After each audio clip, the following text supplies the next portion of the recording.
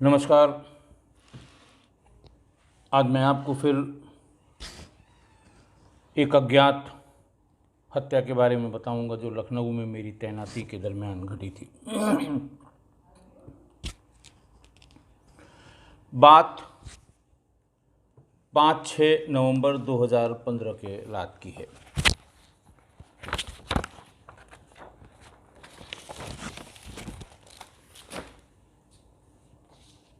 थाना है माल, जो लखनऊ के हेडक्वार्टर से करीब 35 से 40 किलोमीटर दूर है। गांव का थाना है और गांव था थावर। बहुत छोटा सा गांव है। हालांकि सड़क पक्की है, उसके दोनों तरफ पक्के मकान भी हैं और आबादी भी उसकी बहुत अच्छी है।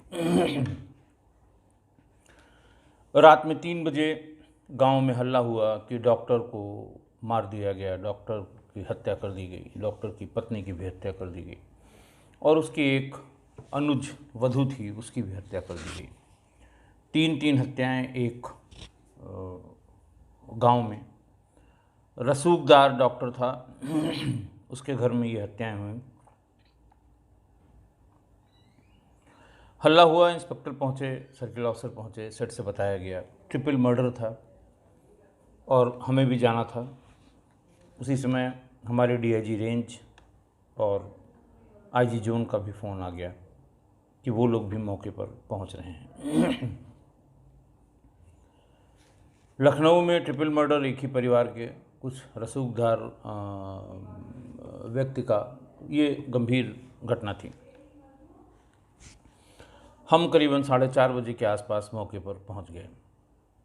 मौके पर भीड़ थी, बहुत गांव के लोग थे।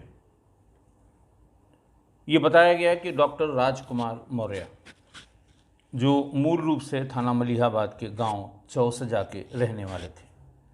चौसजा का एक मजरा है तिलन, वहाँ के ये निवासी थे, लेकिन वहाँ से यहाँ आ गए गांव थावर में और यहीं पर पिछले 15 साल से प्रैक्टिस कर रहे थे। डॉक्टर राजकुमार मौर्य RMP यानी रजिस्टर्ड मेडिकल प्रैक्टिशनर थे और 1-2 डिग्री उनके नाम के आगे बाहर बोर्ड में लिखी हुई थी, लेकिन कोई भी, ऐसा लगता है उनमें से कोई भी डिग्री मानने वाली डिग्री नहीं थी। BAMS, BUMS या इससे मिलती जुलती कोई एक डिग्री उनके, जो उनका बाहर बोर्ड लगा हुआ था, उसमें लिखी हुई थी। बहुत बड़ा सा मकान था, सामने काफ़ी उसमें मरीजों के बैठने की जगह थी। अगर दुकान बंद भी हो, उनकी क्लिनिक बंद भी हो, तो बाहर कुर्सियां पड़ी रहती थीं, लोग उसमें बैठ जाते थे और डॉक्टर साहब जब अपनी क्लिनिक खोलते थे तब अपने मरीजों को भीतर अटेंड करते थे। वहाँ ये बताया गया कि डॉक्टर साहब 5 भाई थे। इनके सबसे बड़े भाई का पहले ही देहांत हो चुका था। एक इनका भाई इनके मूल निवास मोहनलालगंज के चौसजा गांव में ही रहता था। अब बाकी 3 भाई इनके, ये डॉक्टर राजकुमार मौर्य, नंबर 2 पर राम प्रकाश उर्फ प्रकाश मौर्य, नंबर 3 पे अमरपाल उर्फ अंबर। ये तीनों यहीं रहा करते थे। डॉक्टर राजकुमार के ठीक छोटे भाई प्रकाश उनके इस प्रैक्टिस में, उनकी क्लिनिक में उनकी मदद करते थे। सही कहें तो वो उनके कंपाउंडर थे।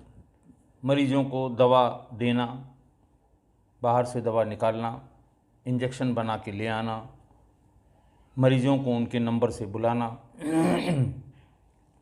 मरीजों का अगर कोई इंस्पेक्शन होना है, यानी जैसे ब्लड प्रेशर या स्टेथोस्कोप लगा के कुछ देखना है, उनको भीतर तक ले जाना और फिर डॉक्टर साहब को बुलाना और डॉक्टर साहब आके देखते थे। एक सेटअप जो गांव में झोला छाप डॉक्टर यानी क्वैक्स बना के रखते हैं, इसका पहले भी मैंने जिक्र किया है कि उनका बड़ा सा एक जो दुकान, शटर वाली दुकान होती है, उस तरह की क्लिनिक थी और बाहर के पोर्शन में एक बड़ी सी मेज़ के बगल में कुर्सी, पीछे कुर्सी जिसमें डॉक्टर साहब बैठते थे, बगल में मरीज के बैठने वाला स्टील का वो जो स्टूल होता है जो घूमता है, अगर पीछे पीठ में स्टेथोस्कोप लगाना है तो उसको बता देते थे, वो अपने आप उस पर घूम जाता था, वो स्टेथोस्कोप लगा लिया करते थे। उसके पीछे एक बड़ा सा रॉड में लगा हुआ पर्दा और उसके पीछे वही वो ऊंची वाली टेबल जिस पे डॉक्टर इंस्पेक्शन करने के लिए कभी कभी मरीज को ले जाते थे। सामने बड़े से शीशे के दरवाजे वाले, शीशे के स्लाइडिंग डोर वाले रैक्स जिसमें तमाम दवाएं भरी रहती थी, लेकिन वो दवाएं क्या, दवाओं का रैपर या खाली शीशियाँ रखी होती थीं। बाहर से आने वाले गांव के आदमी को लगता था कि बहुत बड़ा डॉक्टर है, बहुत दवाइयाँ रखता है। घटना के बारे में ये पता लगा कि घटना में नीचे एक ब्यूटी पार्लर भी था। आधे पोर्शन में क्लिनिक थी बड़ी सी और आधे पोर्शन में ब्यूटी पार्लर।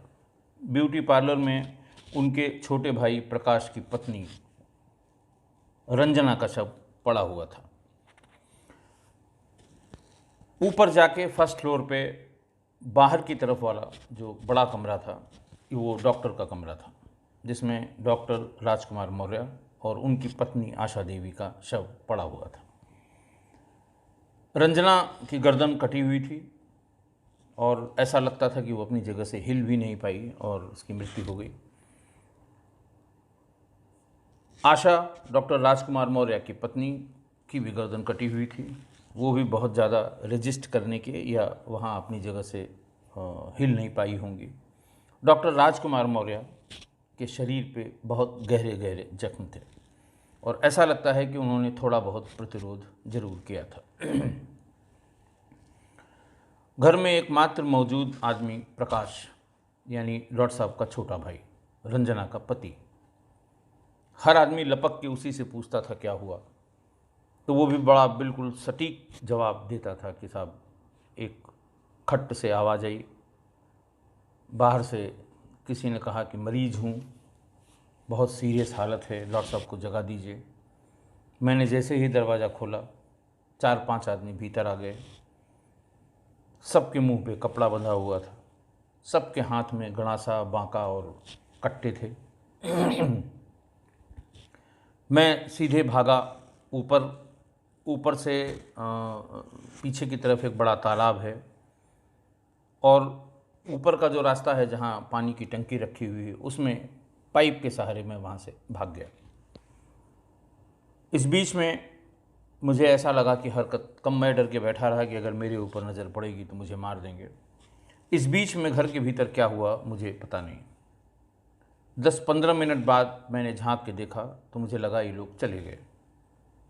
मैं फिर से आया तो देखा कि मेरे भाई और भाभी की बॉडी इस तरह से पड़ी हुई और मेरी पत्नी रंजना की बॉडी वो ब्यूटी पार्लर में पड़ी हुई जिसकी गर्दन कटी हुई थी। बात बहुत कन्विंसिंग थी, बात बहुत साफ साफ थी और आस पड़ोस के लोग भी बहुत ज़्यादा नहीं बता पाए। ये कहा डॉक्टर साहब अच्छे आदमी थे, मरीजों की लाइन लगती थी। हमारे यहाँ इस गांव के सबसे बड़े डॉक्टर यही थे। छोटे मोटे मर्ज के लिए लोग इनके यहाँ दवा लेने आते थे और अगर इनके बस का नहीं होता था तो ये अस्पताल बता देते थे कि मलिहाबाद में, माल में फलां, अगर कस्बे लायक है तो कस्बे में कोई नर्सिंग होम बता दिया, वरना लखनऊ रिफ़र कर दिया। लखनऊ में तमाम अस्पताल थे, तमाम डॉक्टर साहब के जानने वाले डॉक्टर थे। तब तक थोड़ी देर में डीआईजी रेंज भी आ गए, थोड़ी देर में आईजी जोन साहब भी आ गए और फिर वही गरम बातें, कैसे हो गया, बीट का कांस्टेबल कहाँ था, कितने बजे पता लगा, जब पता लगा तो इंस्पेक्टर कितने बजे यहाँ आया, अगर बदमाश यहाँ से निकले थे तो उनको ढूंढने की क्या कोशिश की गई, आगे कहीं सीसीटीवी कैमरे के बारे में जानकारी की गई कि नहीं की गई, बदमाशों के भाग जाने का रास्ता क्या बताया गया और यहाँ तक पहुँचने का रास्ता क्या बताया गया। ढेर सारे सवाल जो सुपरवाइजरी अफसर्स हमेशा पूछा करते हैं और उसके बाद फिर वही 24 घंटे का वक्त देता हूँ, अगर इसका अनावरण नहीं हुआ तो ये हो जाएगा, वो हो जाएगा। एसपी रूरल हमारे मनोज सोनकर थे, आजकल शायद एसपी है अंबेडकर नगर में, मनोज सोनकर थे वहाँ। सीओ था जावेद खान, बढ़िया अच्छा सर्किल ऑफिसर था, क्राइम पे बड़ा अच्छा नैक था उसका। आसपास के तमाम एसओज इंस्पेक्टर्स आ गए थे घटना के बारे में सुन के। एसपी क्राइम भी आ गए थे। घटना बड़ी थी, दिल दहलाने वाली थी, ट्रिपल मर्डर था, कैपिटल में था स्टेट के। थोड़ी देर में 8 बजते बजते फिर वही सारी ओबी वैन और सारे पत्र प्रतिनिधि और सारे टेलीविज़न चैनल के जो रिपोर्टर्स हैं वो भी पहुंच गए।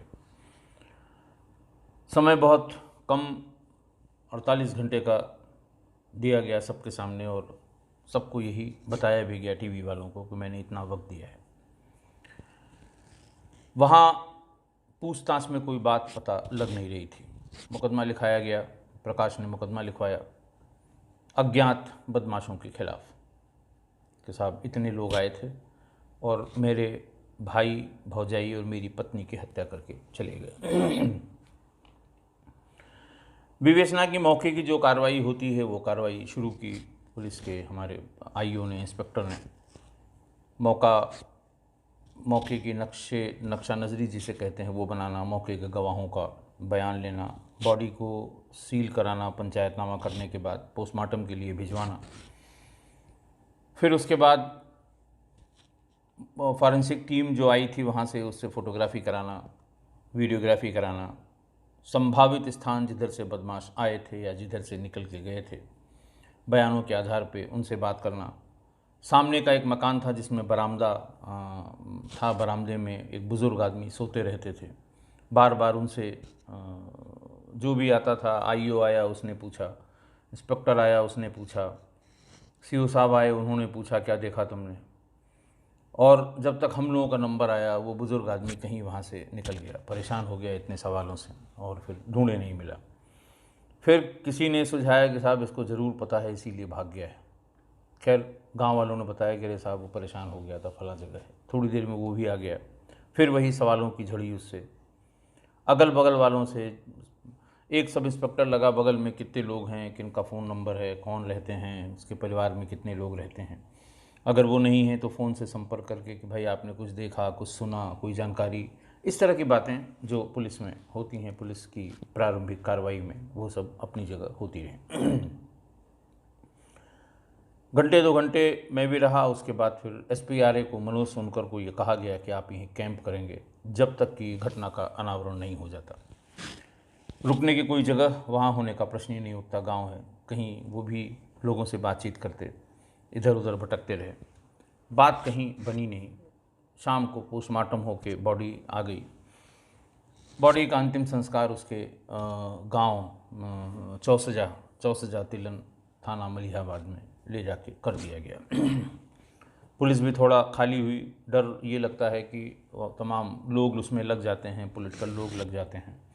बॉडी जब वहाँ से आती है तो इसको कहीं मेन रोड पे रख के जाम कर देते हैं और तमाम तरह की डिमांड्स शुरू हो जाती हैं कि हत्यारों को 24 घंटे में गिरफ्तार करिए, नहीं तो हम इसको रास्ते को जाम कर देंगे। तो इतनी एहतियात बरतनी पड़ती है कि जब तक डेड बॉडी का पोस्टमार्टम के बाद अंतिम संस्कार न हो जाए, बहुत सतर्क रहने की आवश्यकता रहती है, क्योंकि पूर्व में ऐसा बहुत बार हुआ है और सबकी जानकारी में रहता है। कुछ जो संगठन हैं वो इसका लाभ उठाते हैं, कुछ लोग स्थानीय पुलिस से नाराज़ होते हैं, कुछ लोग एसपीआरए से नाराज़ होते हैं, परेशान करने की नीयत होती है और अपनी बात मनवाने की नीयत होती है, इसलिए वो ऐसा करते हैं। खैर पुलिस ने रात भर कोशिश की। क्या इनका स्टेटस था, कितना पैसा था, क्या झगड़ा था? बाहर डॉक्टर का कोई झगड़ा किसी से नहीं था। डॉक्टर की बहुत अच्छी प्रैक्टिस थी। था तो वो क्वैक था, वो झोला छाप, लेकिन प्रैक्टिस बहुत अच्छी थी। सवेरे से ही मरीजों की लाइन लग जाती थी। ये समझ में नहीं आ रहा था कि ये कुछ ले भी नहीं गए और आए खाली मार के चले गए। तो एक बात ये इस्टेब्लिश हो गई कि जो भी आए थे उनका उद्देश्य सिर्फ हत्या करना था, लूट का या उसका कोई मकसद नहीं था। लेकिन हत्या का कारण स्पष्ट नहीं हो रहा था। पूरी रात पुलिस परेशान रही, लेकिन कोई क्लू नहीं मिला। धीरे धीरे एक टीम पूरी की पूरी इनके जो पैतृक गांव है चौसजा तिलन, वहाँ भी जाकर उन्होंने पता किया। तो तो उन्होंने बताया कि साहब पैसा बहुत था, अभी हाल में ही इन्होंने काफ़ी ज़मीनें यहाँ चौसजा में ख़रीदी हैं। उनके जो भाई वहाँ रहते थे, क्योंकि ये 5 भाई थे लट साहब, एक की पहले मृत्यु हो गई थी, सबसे जो बड़े थे, एक चौसजा में रहते थे और 3 यहाँ पर थावर गांव में आके रहते थे। बात करते करते एक सिपाही ने बहुत छोटी सी बात आके बताई। सिपाही ने बताया कि साहब ये सब लोग बीसी एक गांव में एक कम्युनिटी बैंकिंग होती है और शहर में भी होती है। बड़े बड़े लोग उसको डिफरेंट तरह से करते हैं कि भाई 50 लोगों की एक बीसी बनी, हर महीने वो कंट्रीब्यूट करेंगे 2000, 5000, 20000, 25000, जैसे ही उस इलाके की जो आर्थिक स्थिति होती है। और इन 20 लोगों का पैसा उसी दिन, जिस दिन ये बीसी पड़ेगी, उस दिन इकट्ठा करके जिसका नंबर होगा, उसका नंबर पहले से, वो चाहे लॉटरी से, चाहे किसी और दूसरे पैरामीटर पर उसका नंबर निकाल के रखा जाता है कि साहब ये बीसी इनकी इस बार की बीसी फलां को मिलेगी। यानी अगर 5000 की बीसी है तो 5-5000 20 लोगों से या 50 लोगों से इकट्ठा हुआ और वो इकट्ठा किसी व्यक्ति को मिल गया। उसके अपने, इसका कोई लिखा पढ़ी में कोई नियम नहीं है, कोई रूल नहीं है, ये प्योर सोशल और अपने लोगों के बीच में किया जाने वाला ये छोटे से बैंकिंग या जो कह लें छोटा सा ये काम होता है। मोहल्लों में भी लोग बीसी, और ख़ासकर महिलाएं, बेसिकली ये महिलाओं से शुरू हुआ था, लेकिन अब बीसी बहुत बड़े पैमाने पर लोग करते हैं। 100 लोगों की बीसी होती है और जिस दिन जिसके यहाँ बीसी ये खुलनी होती है उस दिन वो उसको खाना, चाय, पानी सब लोगों को कराता है और फिर वहीं सब लोग पैसा जमा करते हैं, वहीं गिन के दिया जाता है और वहीं उसके सिग्नेचर कराए जाते हैं। किसी एक आदमी के यहाँ उसका रजिस्टर बनाया जाता है। 1-1 हज़ार आदमी, अगर 10 लोगों की बीसी है तो किसी एक को 10,000 रुपये उसी समय मिल जाएंगे और लेके चला जाएगा। अगर कोई उनमें से अपनी बीसी को बेचना चाहे तो वो 5%, 7%, 8% ब्याज पे टर्न उसका है। लेकिन अगर कोई दूसरा लेना चाहता है, उसको ज़्यादा ज़रूरत है, वो रिक्वेस्ट करता है, तो उनका साहब ठीक है ये ले लीजिए, अपने जब आपका टर्म आएगा तो हम उठा लेंगे, लेकिन इस बीच का इतना पैसा हुआ, उसका कुछ ब्याज की फिक्स। ये सब नोन है सब जगह, पूरे वहाँ आसपास गांव देहात में सब लोग जानते हैं कि बीसी पड़ती है। तो किसी ने कहा साहब ये बीसी ये लोग उठाते थे, वहाँ भी देखा जाए कि ये बीसी में कहीं कोई पैसे की लेन देन में कोई दिक्कत तो नहीं हुई थी।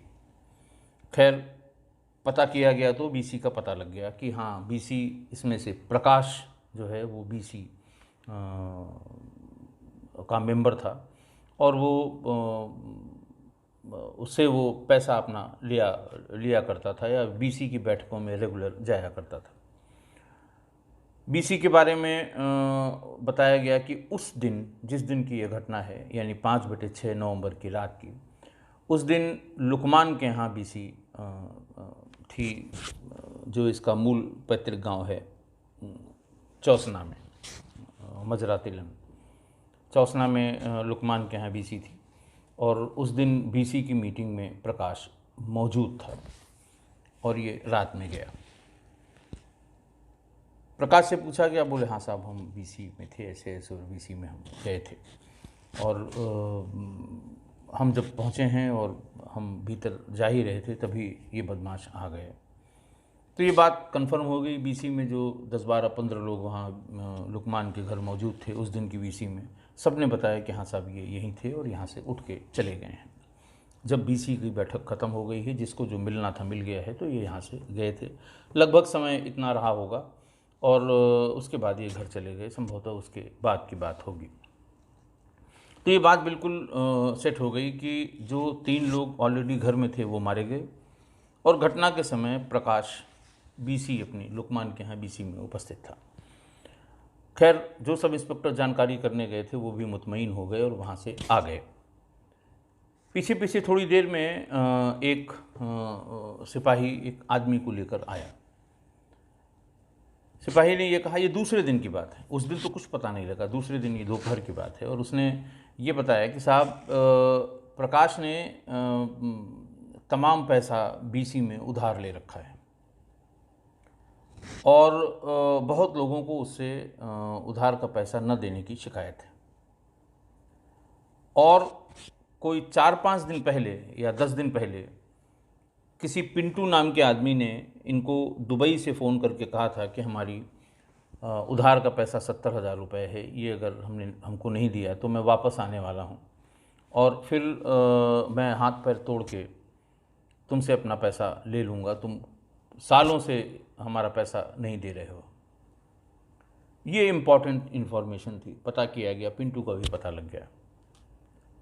पिंटू भी इसके मूल गांव का ही रहने वाला था, दुबई में अपना काम धाम वहाँ करता था, पैसे थे उसके पास।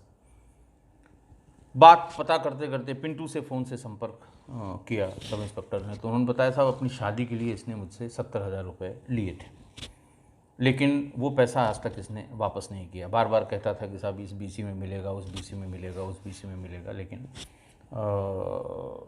पैसा इसने वापस नहीं किया, बार बार टाल रहा था। फिर प्रकाश से इसको कन्फ्रंट कराया गया इस बात को, तो प्रकाश ने कहा कि हाँ साहब 4-5 दिन पहले उनका फ़ोन आया था। अब थोड़ा थोड़ा बात समझ में आ रही थी कि इसमें कहीं न कहीं कुछ पैसे का इन्वॉल्वमेंट है, और अगर उनकी कोई थी, डॉक्टर साहब की बीसी थी, तो अब तो कोई बोलेगा नहीं, वो मर चुके हैं। उनकी जो घर में 2 महिलाएं, अगर वो भी किसी बीसी का पार्ट थी तो वो भी मर चुकी हैं, तो अब कोई नहीं बोलेगा। तो लगता है कि चलो भाई एक आदमी चला गया, अगर ये कुछ लेके गया है तो चिल्लाएंगे लोग, अगर कुछ दे के गया है तो कोई नाम नहीं लेगा कि साहब इनकी बीवी सी फला फला जगह चलती थी। प्रकाश पर कुछ, लेकिन प्रकाश के बारे में ये तय हो गया कि साहब उस दिन ये लुकमान के यहाँ चौसजा गांव में लुकमान के यहाँ ये मौजूद था, और उस दिन की वीसी की बैठक में ये वहीं पर था। खैर उसको थाने पर ले जाया गया प्रकाश को। प्रकाश से जब हम पूछताछ करना शुरू करते हैं, सिंपल वाली पूछताछ की बात मैं कर रहा हूँ, तो भाई तुम्हारा क्या नाम है, तुम्हारे पिताजी का क्या नाम है, क्या उम्र है, कितना पढ़े हो, यहाँ कब से रह रहे हो, तुम्हारी बहनें कितनी हैं, उनकी शादियाँ कहाँ कहाँ हुई हैं, तुम्हारे भाई कितने हैं, उनकी शादियाँ कहाँ कहाँ हुई हैं, उनके मोबाइल नंबर बता दो, तुम्हारे ऊपर कोई पहले मुकदमा तो नहीं लिखा गया था, कभी जेल तो नहीं गए हो। इस तरह की बातें ये पहले उसका सिजरा कहते हैं हम, कि पहले उसका सिजरा पूरा पूछते हैं, तो उससे कुछ आइडिया लगता है कि हमें कहाँ पर स्ट्राइक करना है, हम कहाँ पर अपनी बात को कहेंगे। खैर उससे बहुत डिटेल में बातचीत की, तो उसने बताया कि साहब डॉक्टर राजकुमार, ये हम और हमारा जो सबसे छोटा भाई है अंबर, ये 3 लोग यहाँ अपने मूल गांव से चले आए थे। डॉक्टर साहब ने प्रैक्टिस शुरू की, बहुत अच्छी प्रैक्टिस चलने लगी, तो हम उनका काम, उनको असिस्ट करने लगे, हम उनके असिस्टेंस हो गए। इसी बीच में डॉक्टर साहब की शादी हुई, आशा हमारी भाभी का नाम था।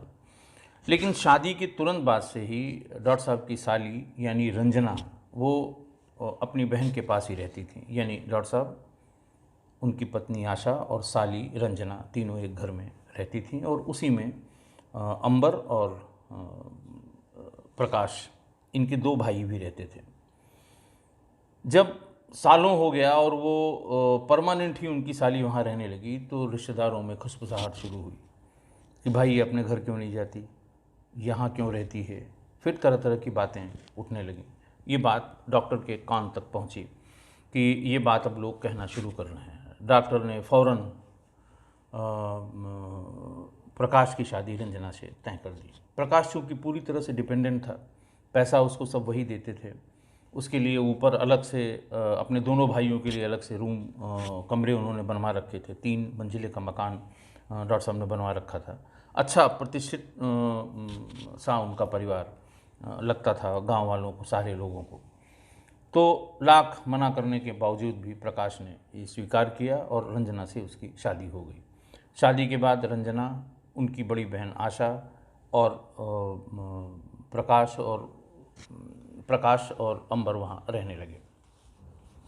ये बताया कि डॉक्टर राजकुमार की कोई संतान नहीं थी, तो वो उसकी वजह से थोड़ा परेशान रहा करते थे।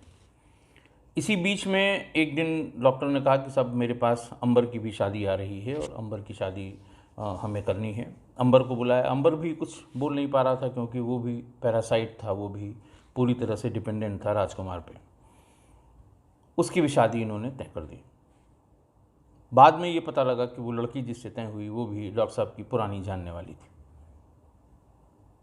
फिर प्रकाश ने बताया कि साहब हम ये जो अंबर था, अंबर की शादी के लिए डॉक्टर साहब ने उससे कहा कि 40,000 रुपये लेके आओ, तब तुम्हारे चढ़ावे का गहना मैं बनवाऊँगा। तो उसने कहा हम कहाँ से ले आए हैं? बोले तुम्हारा भी हिस्सा है गांव के उसमें खेत में मकान में, और तुम जाओ कहीं से ले आओ तभी तुम्हारी शादी अच्छे से होगी, वरना हो नहीं पाएगी। हम सबकी शादी का जिम्मा हम क्यों उठाएंगे? हिस्सा तो तुम लोग सब बराबर बराबर लोगे, तो इंतज़ाम करके लाओ। उस समय अंबर ये बीसी चलाता था, किसी बीसी का मेंबर था। उसने बीसी वालों से बात किया और 40,000 रुपये बीसी अपने बीच में तुड़वा के, जो बीसी के अपने नियम कानून होते हैं स्थानीय रूप से, उसमें तुड़वा के 40,000 जो उसके हिस्से का था पहले ही ला के डॉक्टर साहब को दे दिया। डॉक्टर साहब ने 1.5 लाख के गहने बनवाए। लेकिन शादी के ठीक 3 दिन पहले उन्होंने 40,000 के गहने अलग किए और अंबर से कहा कि ये 40,000 के गहने चढ़ावे में चढ़ेंगे, और बाकी के गहने जो 1.5 लाख में आप 1,10,000 के थे वो डॉक्टर साहब ने खुद रख लिए। अब गांव देहात की शादी में ये पता लग जाता है कि साहब कितने गहने बनवाए गए हैं, कितने कहाँ से कपड़े आए हैं, और बारात अच्छी चढ़ेगी। क्योंकि गांव में जो लड़की पक्ष की महिलाएं हैं उनका इंटरेस्ट इस बात में ज़्यादा रहता है कि जो दूल्हा आया है, जो बारात आई है, वो लड़की के लिए कितना सामान लेके आया है, उससे उसके कद का, उसकी औकात का अंदाज़ा लगता है। तो खैर इससे बहुत दुखी हुआ अंबर, और बारात में द्वार चार के तुरंत बाद ही डॉक्टर राजकुमार वहाँ से चले आए, बारात में शामिल नहीं हुए। जब वो 40,000 का चढ़ावा वहाँ गहनों का चढ़ा तो वहाँ लड़की के घर वालों ने मना कर दिया कि अब आप बारात वापस लेके जाइए, आप लोग झूठे हैं, आपने 1.5 लाख की गहनों के चढ़ाने की बात की थी और ये 10-20 हज़ार के गहने लेके आए हैं, ऐसे कंगालों के यहाँ मैं अपनी बेटी नहीं भेजूँगा। खैर बहुत जो लोग बारात में गए थे उन्होंने मिन्नत की, बात किसी तरह से, और वो शादी होके आ गई। प्रकाश ने फिर ये बताया कि साहब हम लोग बहुत परेशान हो गए थे डॉक्टर के एटीट्यूड से। हमारी पत्नी जब हम खाना कभी मांगते थे तो कहती थी रखा हुआ है ले लो, और डॉक्टर साहब को वो हमेशा गरम खाना बना के खुद परोसती थी, खिलाती थी। दूसरा कि डॉक्टर साहब अक्सर मुझे और भाभी को यानी आशा को किसी न किसी काम से, कभी लखनऊ ख़रीदारी के लिए, कभी दवाओं को लेने के लिए, कभी और किसी काम से भेज दिया करते थे और अकेले उसके साथ रहते थे। हम लोग इससे बहुत परेशान थे, पत्नी के दुर्व्यवहार से। और जब शादी की थी हमारी, तो रंजना के लिए उन्होंने आधे पोर्शन में एक ब्यूटी पार्लर बनवा दिया था। रंजना थोड़ी पढ़ी लिखी भी थी और बहुत शार्प थी, और ब्यूटी पार्लर का उसका भी काम बहुत बढ़िया चल रहा था, लेकिन उसका पैसा भी वो कभी अपने पति यानी प्रकाश से शेयर नहीं करती थी। फिर उसने बताया कि साहब हम ये 40,000 रुपये उसका जो उसने कर्जा उठाया था, इसके अलावा काफ़ी लोगों से उसने पैसे मांग रखे थे कि उसकी शादी भी बहुत अच्छे से हो। अंबर ने, छोटे वाले भाई ने। घटना के 5 दिन पहले इसी पिंटू का फ़ोन आया था और इसने कहा कि हमारे 70,000 रुपये हो गए हैं और अगर नहीं दोगे तो मैं 1 हफ्ते में आने वाला हूँ, हाथ पैर तोड़ के मैं पैसा तो वसूल लूँगा। उस समय इसने फ़ोन करके डॉक्टर प्रकाश से, अपने बड़े भाई प्रकाश से कहा था कि डॉक्टर साहब से कहो कि पैसा दे दें, हम उसका उधार चुकता कर दें, नहीं तो वो आएगा तो बहुत तंग करेगा, मेरी बड़ी बेइज्जती होगी। प्रकाश ने ये बात डॉक्टर से और अपनी भाभी से कही तो डॉक्टर भी बिफर गया और उसकी भाभी ने 100 गालियाँ दी अंबर को कि उसका यहाँ क्या है, हम क्यों पैसा दे दें। उसके पीछे जो रीज़न था वो फिर अंबर से पूछताछ हुई तो उसने बताया। अंबर ने कहा कि साहब शादी के बाद उन्होंने शादी से पहले ही हम लोगों का सबका कमरा अलग बना दिया था, फर्स्ट फ्लोर पे ही, और सब चीज़ें एकदम अलग करके बनाई थी, और उनकी मंशा थी कि शादी के बाद हम और मेरी पत्नी वहीं पर रहेंगे। लेकिन थोड़े दिनों में ही, चूँकि हम भी देख चुके थे और प्रकाश ने भी कभी कभी बताया था कि रंजना का व्यवहार बाकी लोगों के प्रति अच्छा नहीं है, और ऐसा लगता है कि रंजना के संबंध भी डॉक्टर राजकुमार से यानी उनके बड़े भाई से हैं।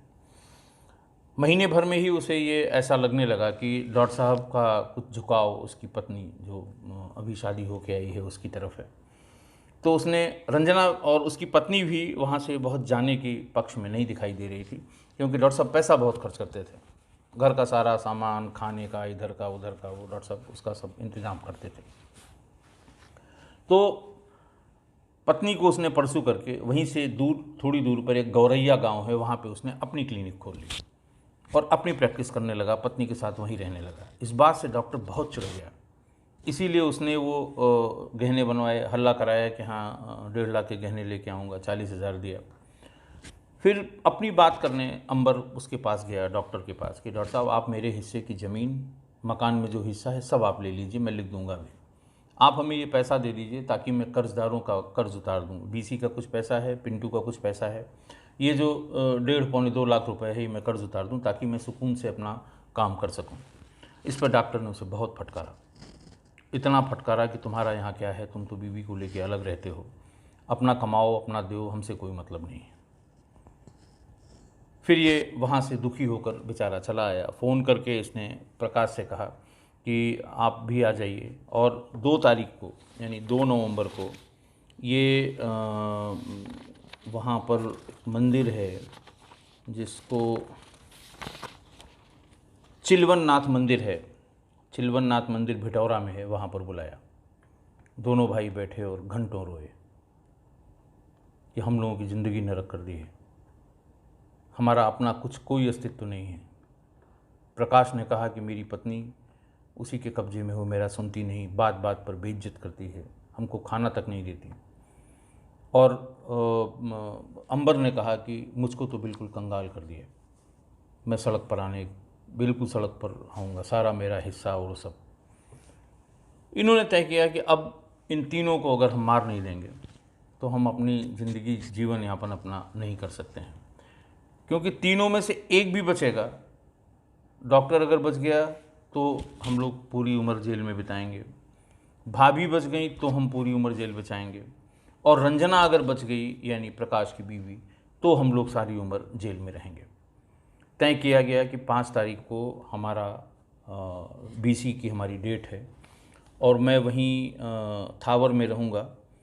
वहाँ से मैं बीच में कोई समय निकाल कर आ जाऊँगा, तुम जगते रहना, हल्की आवाज़ करूँगा, तुम दरवाज़ा खोल देना, और उसी दिन सब हम ख़त्म कर देंगे, और तुरंत करके हम वापस बीसी में आ जाएंगे ताकि किसी को शक न हो। किया भी ठीक वैसा ही उसने। 11:30 बजे वीसी की बैठक के बीच में ही उसने पेशाब करने के बहाने वो घर से बाहर निकला, मोटरसाइकिल स्टार्ट की, सीधे थावर पहुंच गया। गेट के पास जाके उसने हल्की सी आवाज़ की, प्रकाश पहले से तैयार था, उसने खोल दिया। क्लिनिक में जाके अंबर छिप गया।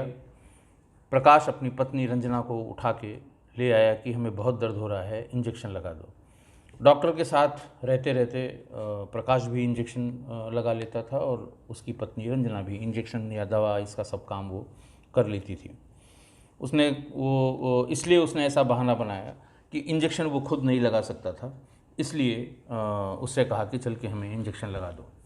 वो आई, और जैसे ही इंजेक्शन उसने दिया लगाने के लिए ब्यूटी पार्लर में कुर्सी पर बैठ के, वैसे ही अंबर बाहर निकल आया और उसने उसका मुंह दबा दिया, और रंजना के पति यानी प्रकाश ने हंसी से तुरंत उसकी गर्दन अलग कर दी। मौके पर ही रंजना की मृत्यु हो गई।